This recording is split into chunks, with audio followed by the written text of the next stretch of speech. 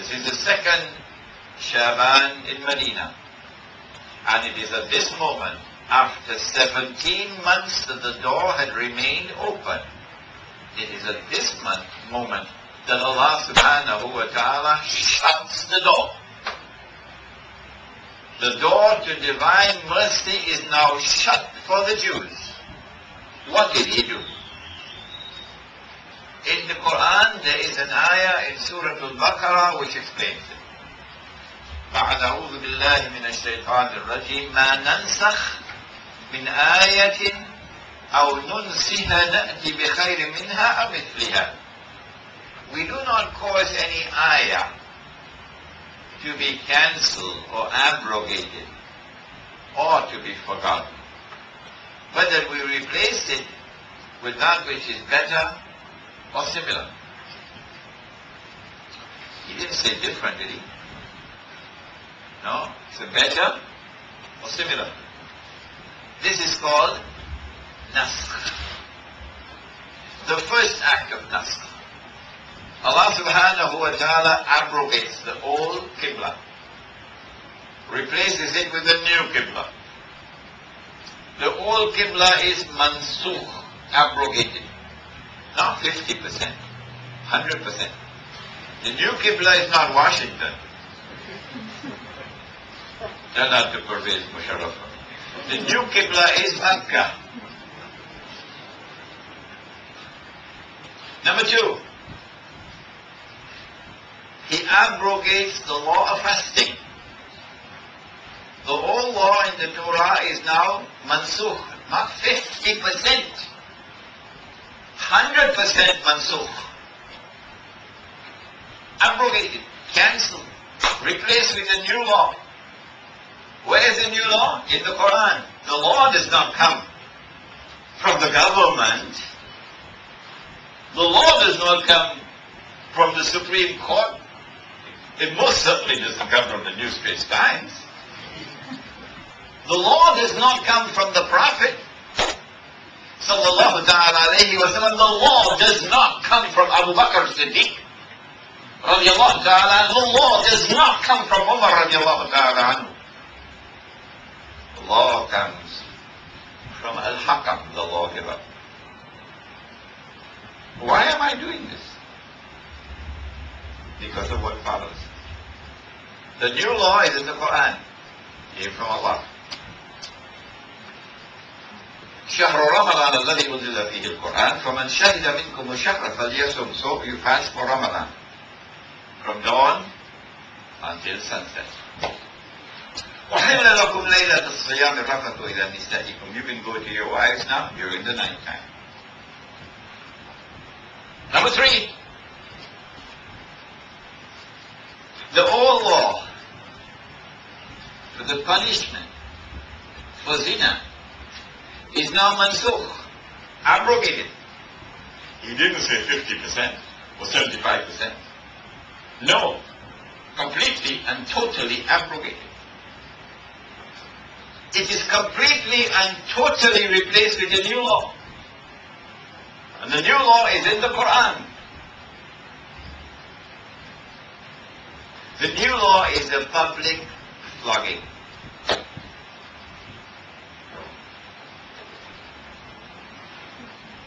That ummah is also now mansukh. تلك أمة قد خلت, says Allah. It no longer has any legitimacy. It is now replaced with a new ummah. The ummah of Muhammad alayhi salatu wasalam. هو اجتباكم. He has now chosen you.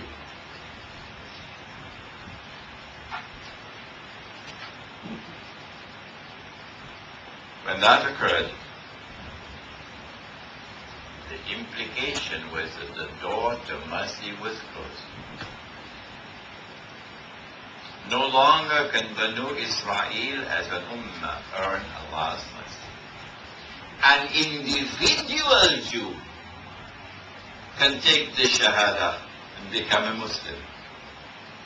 And provided that he is sincere in his Shahada, and he's not attempting to deceive Allah and His Messenger, then he can have salvation. But as a community, the Jewish community no longer has any divine legitimacy.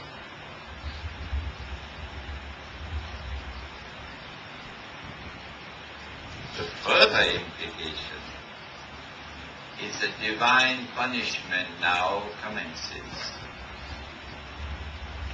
And when divine punishment commences, Yawmul Qiyamah has started. The Prophet ﷺ now speaks, and he says, Ana wal Qiyamah kahatain. I and Qiyamah are like these two fingers. Meaning that Yawmul Qiyamah commenced in the lifetime of Prophet Muhammad ﷺ. And we have been living in Yawmul Qiyamah since that day. What did Allah do to punish Bani Israel? In Surah Al-A'raf of the Quran, He explains,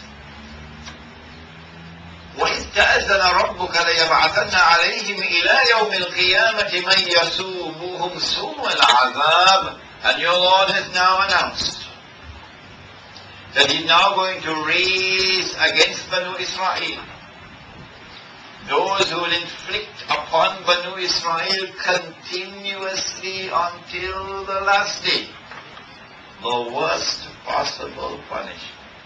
Continuously until the last day. So it couldn't be Adolf Hitler because he's dead. Who is Allah going to raise? Who will continue until the last day to inflict the most horrendous punishment upon Bani Israel? Who is He going to raise? The companions were sitting talking amongst themselves when the Prophet ﷺ came and asked, what are you talking about? And they said, we're talking about the signs of the last day.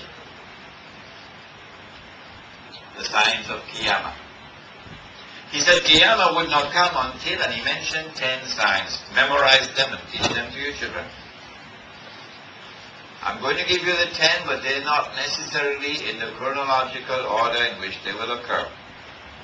What are the 10? Number 1. Al-Masih al-Dajjal. Dajjal, the false Messiah. Number 2. Ya'juj and Ma'juj. Gog and Magog. Number 3. The return of the son of Mary. Number 4. Dukhan, smoke. Number 5. Dabbatul Ard, a beast which will emerge out of Al-Ard. Al-Ard means the earth, or it means the land.